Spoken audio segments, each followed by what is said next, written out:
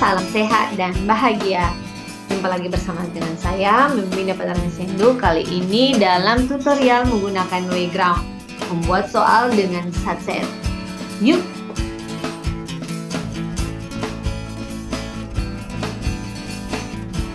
Nah, kali ini kita akan belajar bersama-sama bagaimana menggunakan Wayground sebagai salah satu aplikasi yang sangat membantu bagi guru dalam hal menghasilkan soal-soal yang berkualitas, bervariasi, dan tentunya bisa dikerjakan dalam hitungan detik. Nah, ini adalah tampilan awal dalam akun Wayground Bapak Ibu. Kalau sudah masuk, kalau kita tekan berandanya, pasti kita akan muncul halaman seperti ini.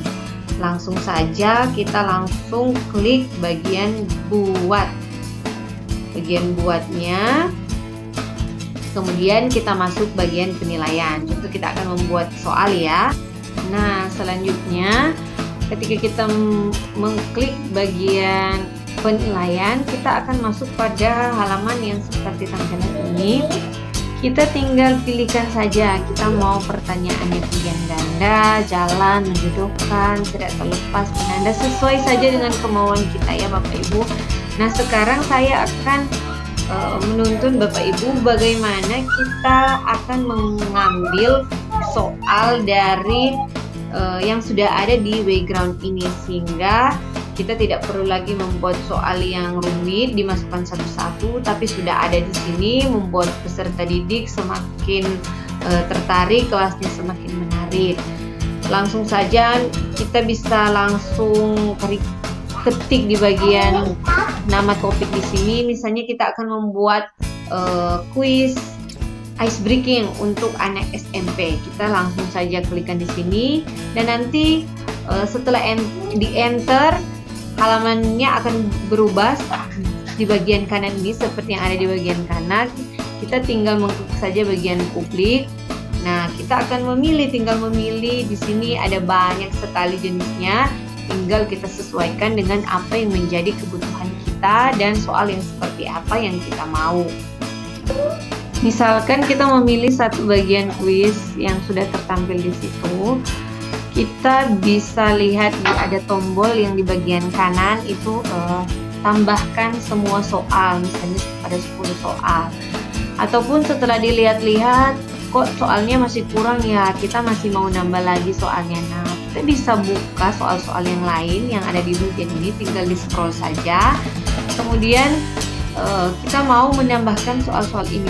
Tapi kalau mau ditambahkan semuanya misalnya sudah terlalu banyak. Nah, kita bisa pilih, kita bisa tambahkan, oh saya mau soal yang ini saja. Nah, ini ditambahkan soal yang ada di sini.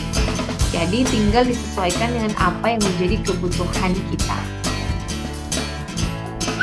Dan langkah selanjutnya kita tinggal mengatur bagian poin. Apakah kita akan menaruh di bagian poin itu setiap soal sama bobotnya, atau ada soal yang agak susah, kita tinggal diatur. Sehingga misalnya kita mau poinnya 100 biar gampang hitung. Nah, itu disesuaikan saja dengan kebutuhan kita. Ataupun kita masih akan menambahkan pertanyaannya. Nah, di bagian AI itu kita bisa optimalkan dengan menambahkan pertanyaan serupa, tambahkan penjelasan jawaban, semuanya ada di situ. Bapak Ibu tinggal mengklik saja bagian itu dan mengisikan saja sesuai petunjuk yang ada di situ. Oke, langkah yang terakhir yang tidak kalah pentingnya yaitu setelah soalnya sudah pas, poinnya sudah pas, waktu pekerjaannya sudah pas, sudah kita atur, yaitu menyimpan. Nah, di bagian simpan ini Bapak Ibu harus mengisikan title kuisnya, judulnya apa, boleh pilih mata pelajarannya, pilih kelasnya, baru list saja yang terlihat oleh publik supaya dapat diakses ya kan oleh semua orang. Baru setelah itu kita bisa mengganti cover dari kuis kita. Terserah kita mau taruh gambar yang seperti apa, boleh kita ambil dari perangkat kita ataupun gambar yang ada di quizzes formerly, yaitu sekarang ini background. Selanjutnya setelah kita sudah mengaturnya ini, kita tinggal klik simpan.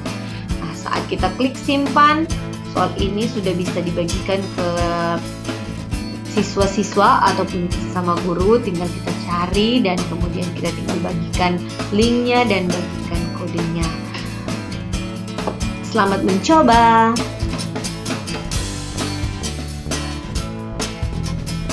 Oke, demikianlah tutorial singkat penggunaan background. Selamat mencoba ya!